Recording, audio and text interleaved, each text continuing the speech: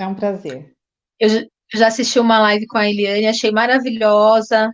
E aí convidei ela para vir falar para a gente, porque eu achei que mais mulheres merecem ouvir o que ela fala, porque é transformador. Obrigada. Imagina. É Pode um ficar à vontade, prazer, tá, né, Eliane? tá com vocês. Eu estava acompanhando aí a live desde o início, né? E para começar, eu queria começar com a fala, né? Porque acho que as mulheres que me antecederam tiveram falas maravilhosas, né? Acho que contribuíram muito. E começando pela Luciana, eu também tenho aqui os meus olhinhos essenciais, né? Uso bastante, uso o meu difusor no consultório para ajudar também os meus pacientes. E de fato, né, a natureza ela tem um papel fundamental, né, na nossa saúde. Né? Ela trabalha com um ativo de prevenir, né? E os alopáticos seriam para remediar. Então, eu acho que é uma boa Melhor sempre a prevenir do gente que optar remediar, né? por, sim, sempre uma boa opção. E a Luciana ela falou a respeito, né, do uso dos óleos essenciais para a saúde emocional. De fato, eles podem fazer uma grande diferença na nossa saúde emocional, principalmente nessa época de pandemia. Por quê? Né? Agora a gente tem visto, acho que foi a Luciana também que falou que o Brasil, né, ele ocupa o primeiro lugar no ranking da ansiedade, o país mais ansioso do mundo. E isso é uma verdade, isso foi divulgado pela Organização Mundial da Saúde. Se eu não estou enganada, acho que o ano passado eles tiveram uma previsão de que 2020 a ansiedade e depressão seriam as doenças que mais paralisantes no mundo. E pensando que o Brasil já estava em primeiro antes desses dados, é algo bem alarmante para a gente quando a gente pensa em tudo isso, que esses dados foram gerados antes de uma pandemia, né? Então, vamos pensar como Ixi, isso imagina deve agora. ter, o que deve ter acontecido com esses dados, pensando agora com a pandemia, né? Então, tem sido crescente o número de pessoas com essas dificuldades no consultório, né? Hoje, online, por conta do lockdown, da quarentena, então a gente está fazendo os atendimentos online, mas as dores elas continuam as mesmas, né? Então, o que seria um quadro de ansiedade, né? Só para a gente entender um pouquinho. A ansiedade ela é um processo natural do corpo, né? Todo mundo acha que a ansiedade é uma doença. Não, a ansiedade é um processo natural do corpo. A gente tem a liberação, no processo de ansiedade, de alguns hormônios, como cortisol e noradrenalina, que nos ajudam em momentos de fuga, de repente de estresse. Esses hormônios, eles começam a correr na nossa corrente sanguínea com esse intuito, né? De repente, se a gente precisa ter uma reação rápida, eles são ativados para que a gente consiga. Qual é o problema, então, quando a gente fala de ansiedade? É quando esses dois hormônios, em especial, eles começam a estar circulando na nossa corrente sanguínea com muita frequência, né? Quando eles estão o tempo todo sendo ativados. Então, eu não estou num processo de correr, de fugir, mas eu estou liberando esses hormônios. Né? O que acontece quando a Entendi. gente começa a entrar num processo de transtorno da ansiedade. Então, eu estou o tempo todo liberando esse hormônio, mesmo quando eu não estou correndo nenhum risco. Então, eu estou, ou porque eu estou estressada, ou esse medo desse futuro incerto que agora a gente está vivendo, né? A gente não sabe quando vai acabar, como vai ser, se vai ter vacina, se não vai. Então, assim, essa incerteza faz com que a gente comece a ter uns picos de liberação desses hormônios. E aí sim a gente está falando de um problema, né? Porque aí, ao invés de eu ter um processo natural da ansiedade, eu passo a ter um transtorno da ansiedade. Aí sim isso se configura como um problema. E como que eu identifico isso, né?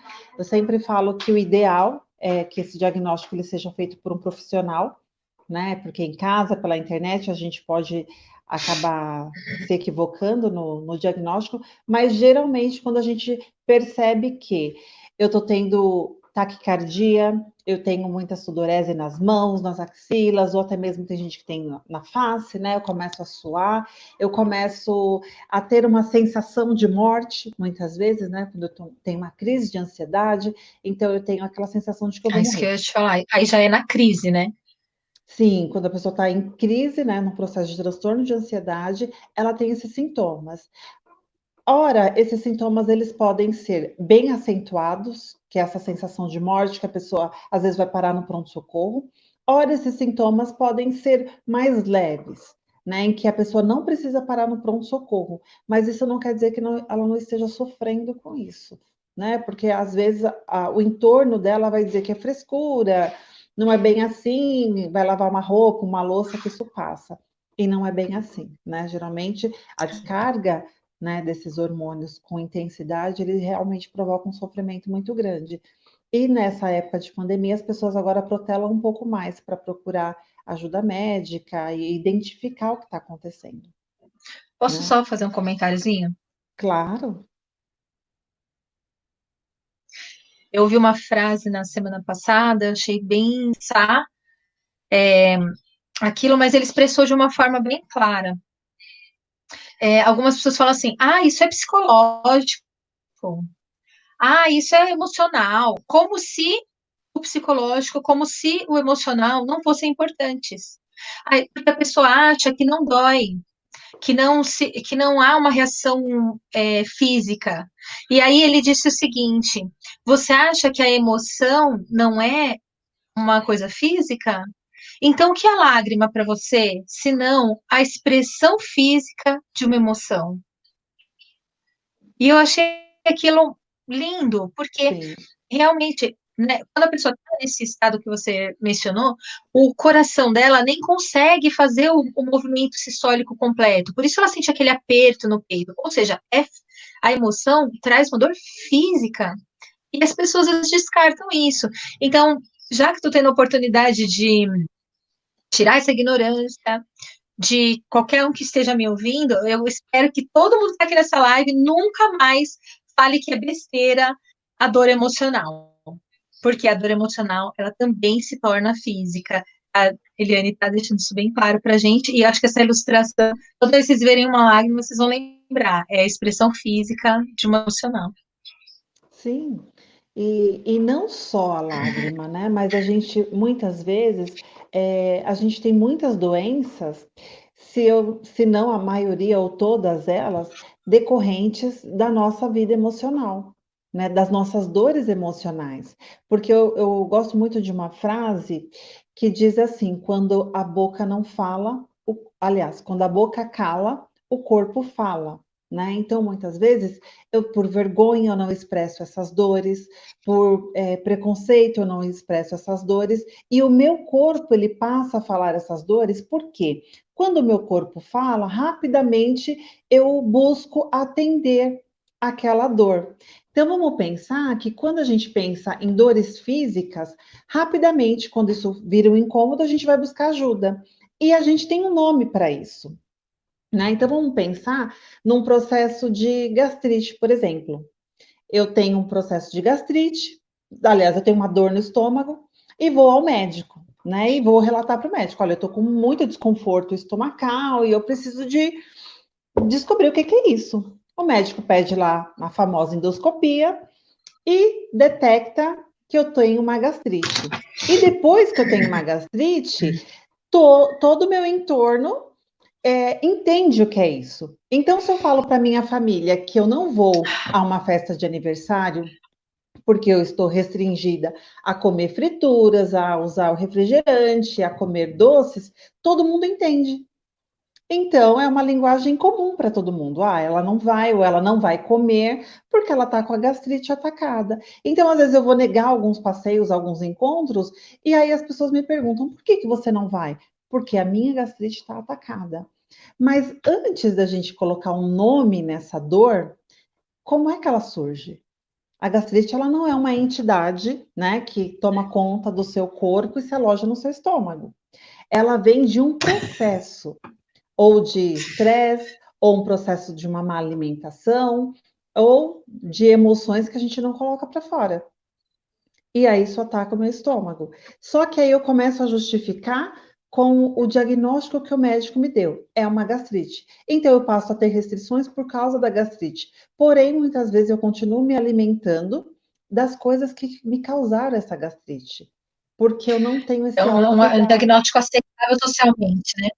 Exatamente, só que eu não olho para a causa da gastrite, muitas vezes. Eu restringo ali aquilo que o médico falou que eu não posso comer, mas quando a dor passa, geralmente, né, não, toda regra tem exceção, se fosse uma regra, mas a grande maioria volta a comer tudo aquilo de novo. E tem várias crises de gastrite, né? Então, eu continuo com aquele comportamento que me causa dor e sem entender, né? Então, muitas vezes, a gente não consegue separar físico do emocional, né? Essas duas coisas é uma coisa só.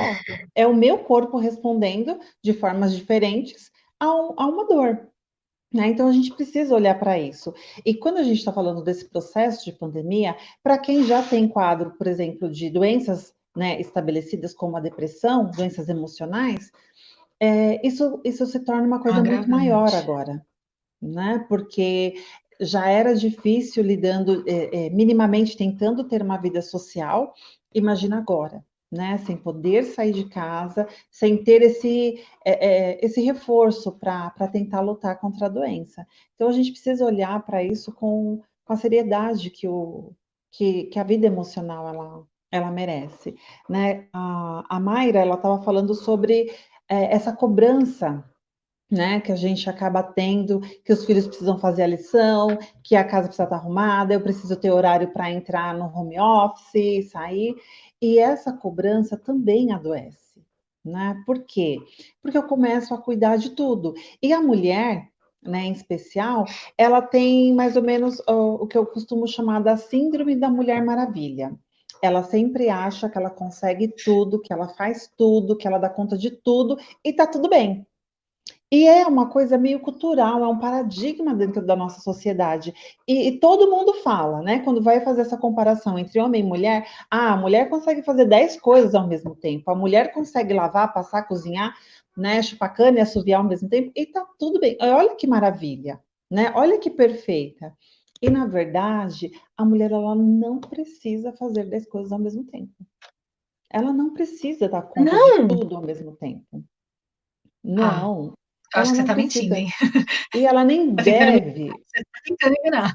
né? E Ou ela nem você tem que deve. contar isso para as outras pessoas, porque né, é isso que todo mundo espera da gente, né? Sim, por quê?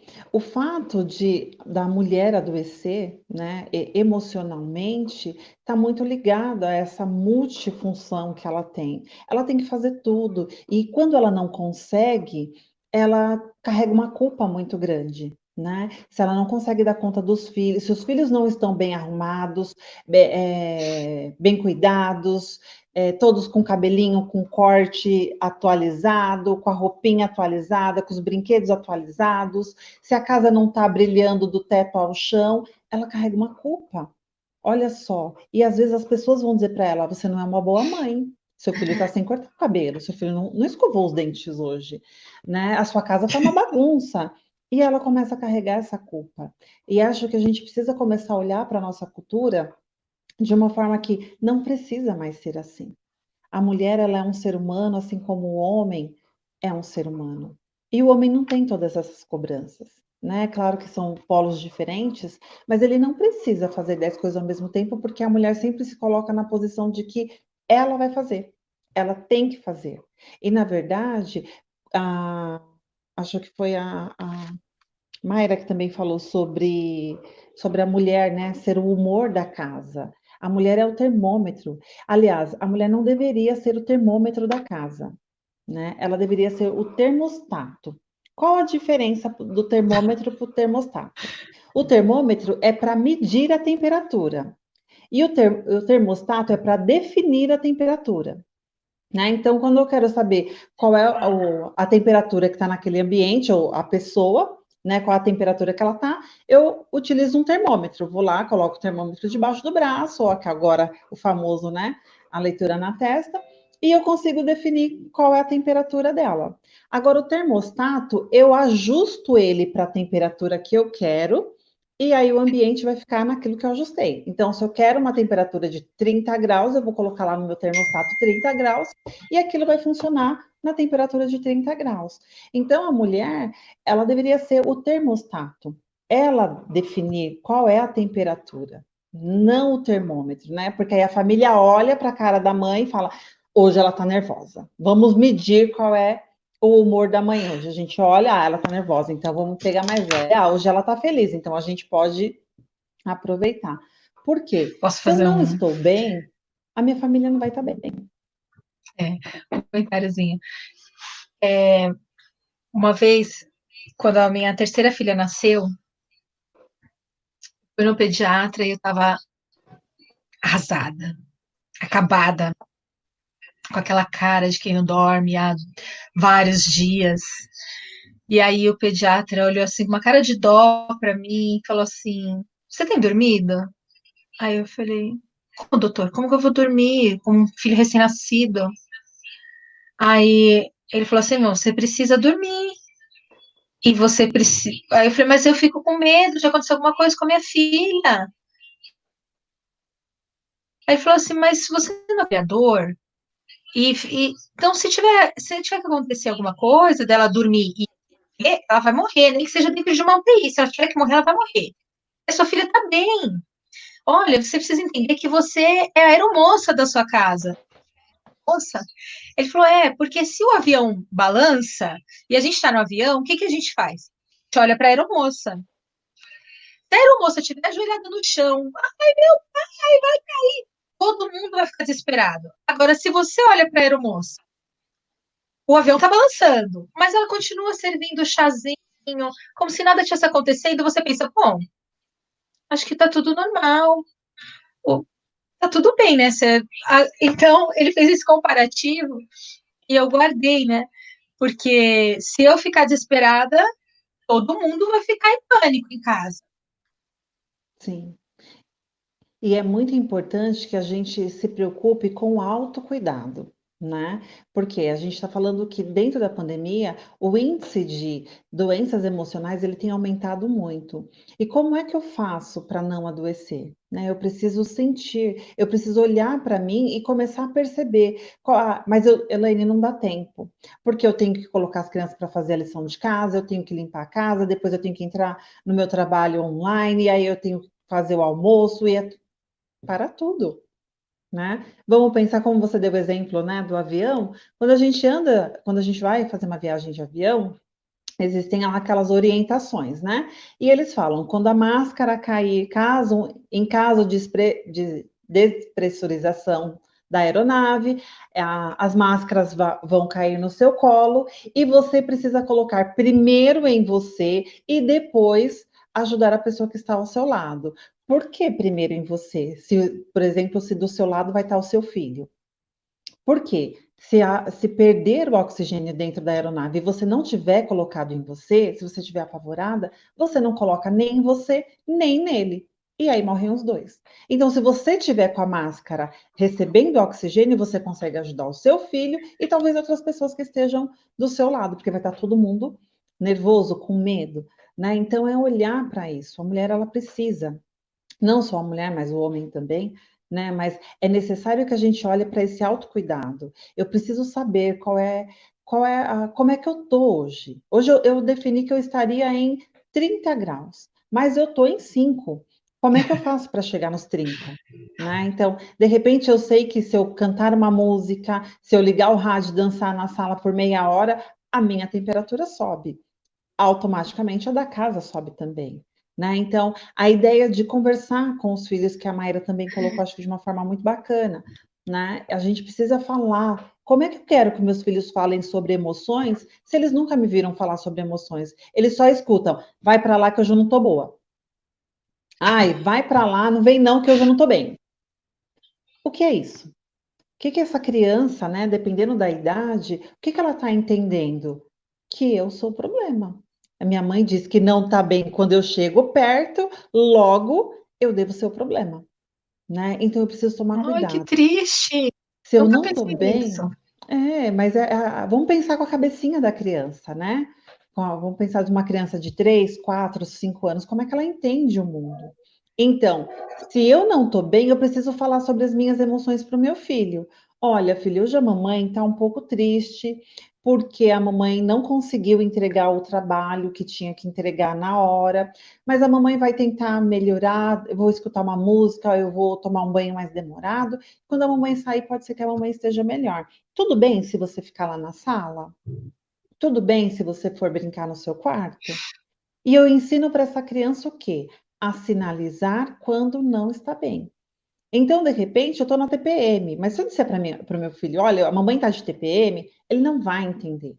Mas se eu disser para ele, filho, a mamãe está um pouquinho brava, né? A mamãe está com um sentimento de, sabe quando você está nervoso, quando o seu carrinho quebra e você fica triste, chora? Então, hoje a mamãe está assim. O que que quebrou, mamãe? Não foi o seu carrinho. De repente, a mamãe não conseguiu arrumar ou fazer ou sei lá, né? De repente, colocar ali aquilo que está acontecendo na tua rotina. Então, Eu tô tudo com bem se você dor, ficar, né? Eu tô com dor, né? né? A mamãe não tá bem, a mamãe tá indisposta, a mamãe tá com sono, a mamãe não dormiu bem à noite. E por isso a mamãe tá um pouquinho triste. Tudo bem se você brincar no seu quarto? Tudo bem se hoje a gente não brincar junto? Percebe que é diferente? E aí, quando essa criança tiver com esse sentimento, ela já aprendeu a falar sobre ele. Porque a mãe fala o que está sentindo e sinaliza o porquê e o que vai fazer de acordo com aquele sentimento. Então a criança ela aprende que se ela estiver triste, ou se ela estiver com dor, como a mãe dela faz, ela pode de repente deitar um pouquinho, ouvir uma música, tomar um banho mais demorado, que a mamãe depois daquilo fica melhor. E aí ela aprende a lidar com Cheirar as um olhinho emoções. essencial. Né? Se tiver um olhinho essencial, né?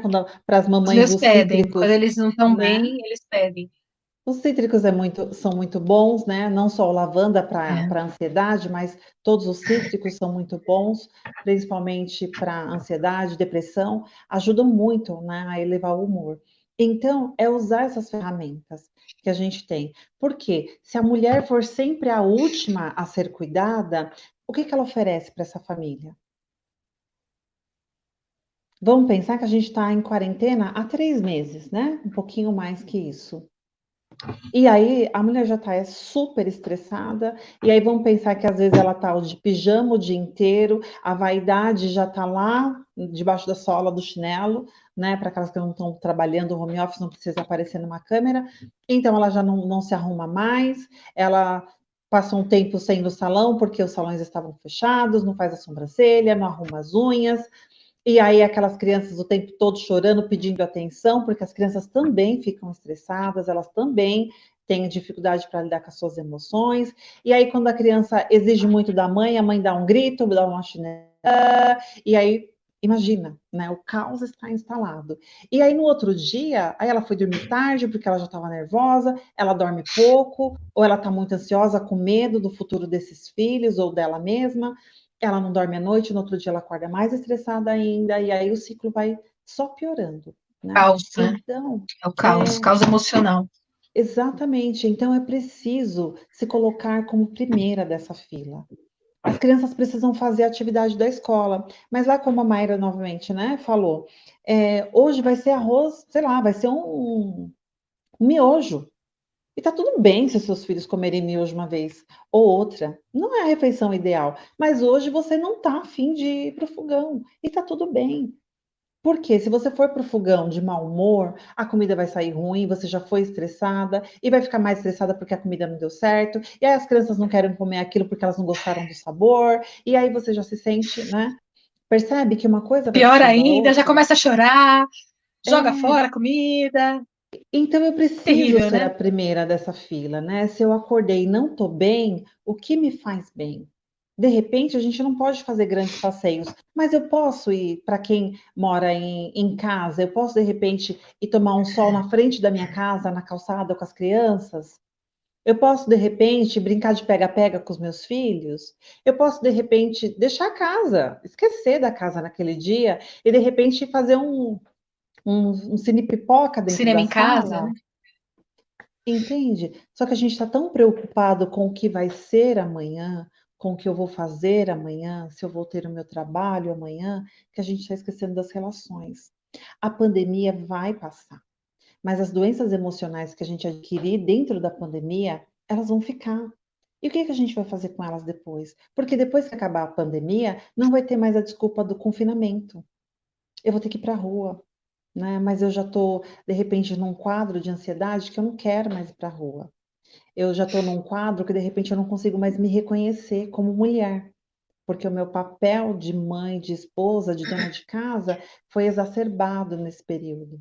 Então, é preciso, né, que possamos olhar para nós, né, não só mulheres, mas se tiver homens, né, também, é preciso olhar para aquilo que é mais importante. A pandemia passa, mas os danos que forem causados dentro da pandemia, eles vão ficar quando a pandemia acabar. Então, se eu estou num quadro de ansiedade, e eu estou me alimentando muito mal, comendo demais, e eu estou ganhando peso, quando a pandemia acabar, o peso vai acabar junto? Não. Quando de repente eu Hum, tiver que voltar para o meu trabalho para pensar. presencial e vou vestir aquela roupa, né, que eu sempre gostava de usar, e ela não me serve mais, como vai estar a minha autoestima?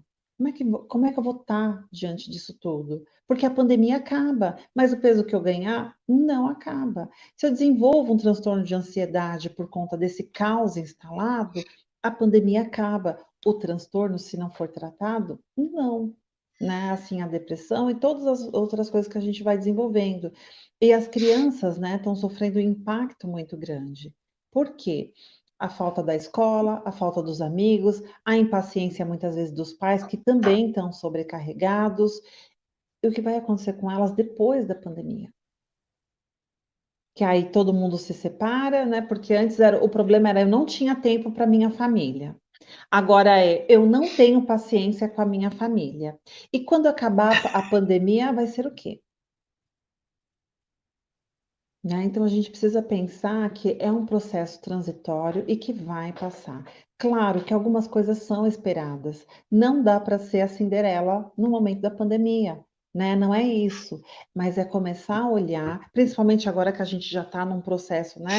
Que acho que o tempo maior de confinamento já foi, então agora provavelmente isso vai estar diminuindo, né? Já tem muitas coisas funcionando, mas é começar a olhar qual é os laços, quais vão ser as histórias que vocês vão contar, sentar depois de um dia de trabalho, quando tudo voltar ao normal? Como é que vocês vão lembrar dessa pandemia? Como é que as crianças vão falar sobre esse processo quando elas estiverem na adolescência? Quando a Patrícia falou, né, sobre pensar, fazer a pergunta, como é que eu vou estar daqui a 5 anos? Como é que eu vou estar falando sobre esse processo de pandemia daqui a 5 anos? Será que eu vou falar que foi um processo triste, ruim, né, pelas vidas que foram perdidas, mas dentro da minha casa eu consegui produzir, eu consegui colocar as coisas em ordem, eu consegui me reestruturar emocionalmente, ou eu vou contar que a pandemia não foi só fora da minha casa, né? Ela não acabou quando encontraram a vacina do vírus, mas ela continuou, porque depois da pandemia o meu casamento acabou. Porque depois da pandemia, os meus filhos não conseguiram mais ter uma relação de amor e de educação que eu pretendia que eles tivessem. Depois da pandemia, foi quando eu perdi, né, ou eu ganhei muito peso e eu não consegui nunca mais voltar a isso até hoje, né? Vamos pensar que eu estou lá falando daqui 5 anos. Quais são os efeitos que vocês vão discutir daqui 5 anos? Porque esses 5 anos começam agora. Eu vou chegar daqui 5 anos, né? Se a gente está, hoje é o 9, né, de julho de 2020, quando eu chegar em 9 de julho de 2025, o 9 de julho de 2020 vai contar, né? O 9, o É 10, verdade. todo esse ano vai contar. E o que eu fiz para contar essa história durante né, desses 5 anos para frente? Olha, tem uma perguntinha para você. Tá conseguindo ver? Como controlar a Tem alguma ansiedade nessa dica para quarentena? controlar a ansiedade nessa quarentena? A gente tem alguns exercícios de respiração. Uma das coisas que tem ajudado muito, né, e não é todo mundo que consegue fazer, mas para quem consegue, é muito bom. A meditação, né, já tem muitos estudos científicos falando a respeito da meditação. que ela é muito benéfica, né, para diminuir a ansiedade. Por quê? Nesse momento de pandemia, a gente está num fluxo muito grande de informação. A gente está com a TV ligada o dia todo, às vezes o marido está com o notebook ligado, a esposa está trabalhando pelo celular e os filhos por um outro aparelho eletrônico e também. Então, a gente está o tempo todo com excesso de informação. A meditação, ela faz uma limpeza nesse excesso de informação, porque é um momento que eu vou ficar, que seja 10 minutos, 15 minutos, 20 minutos, 1 hora, o tempo que você conseguir, parado, prestando atenção na sua respiração. Então, na internet é oferecido uma série de meditação, né? Dos mais variados tipos, só com música guiada, sem guia, de tudo que você quiser. Então, é interessante fazer uma tentativa, né? Se a pessoa é. Elaine, eu sou muito ansiosa, eu não consigo sentar para fazer uma meditação. Exercícios de respiração, que eles funcionam de que maneira? Eu vou inspirar contando até 3, vou segurar contando até 3 e vou soltar pelo nariz contando até 6. Por quê? Quando eu diminuo a minha respiração, eu vou diminuir o meu ritmo cardíaco e automaticamente eu vou diminuir a circulação desses hormônios que a gente falou no início, que é a adrenalina e o cortisol, né? Então, automaticamente eu passo a diminuir. Quantos ciclos eu vou fazer? Faça inicialmente 5. Ainda estou me sentindo ansiosa, faço mais 5. Então, eu vou inspirar contando até 3, vou segurar a respiração contando até 3 e vou soltar pelo nariz contando até 6, né? É um treino, às vezes é difícil, né? Mas conforme a gente vai treinando, fica mais fácil.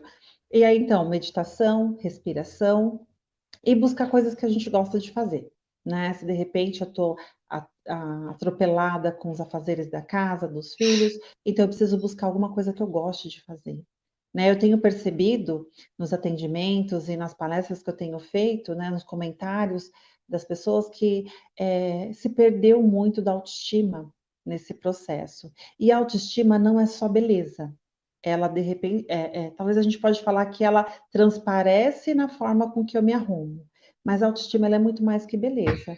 É a forma que eu me vejo no mundo, né? Então, se eu estou me vendo como desmotivada, se eu me vejo como incapaz, se eu me vejo como alguém que não consegue.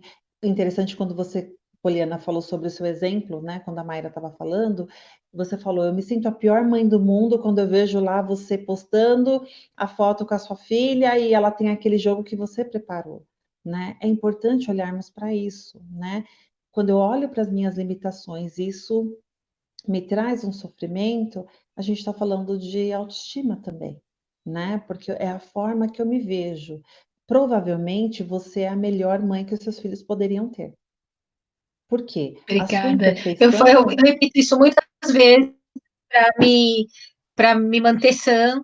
Eu falo assim: se eles têm eu como mãe, é porque é a mãe que eles merecem. Sim, e é que eles Eu precisam, porque tento a vamos minha melhor pensar. versão, mas é a mãe que eles merecem.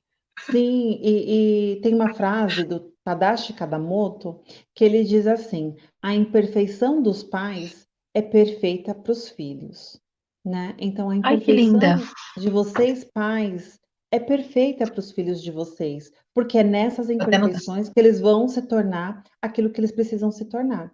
Então, essa autocobrança, principalmente nesse período, né, que é atípico, ela pode ser muito prejudicial. Ela pode ser não, né? De fato, ela é muito prejudicial. Então, talvez seja um momento para a gente resgatar, né, os laços. Quando vai voltar ao trabalho, a gente não sabe, né? Para alguns já voltou, para outros vai demorar. Quando vai voltar à escola, a gente não sabe. Mas para quem tem filhos, o seu filho só vai ter a idade que tem hoje por 1 ano. Se o seu filho tem 5 anos, ele só vai ter essa idade por apenas 1 ano. E o tempo da pandemia não vai parar o relógio cronológico dele. É só 1 ano. Então é só esse tempo que você tem para aproveitar essa fase do teu filho. A pandemia vai durar 4, 5, 6 meses, 1 ano, mas ela também vai passar. Mas como é que você vai ficar depois de tudo isso? Ele só vai ter.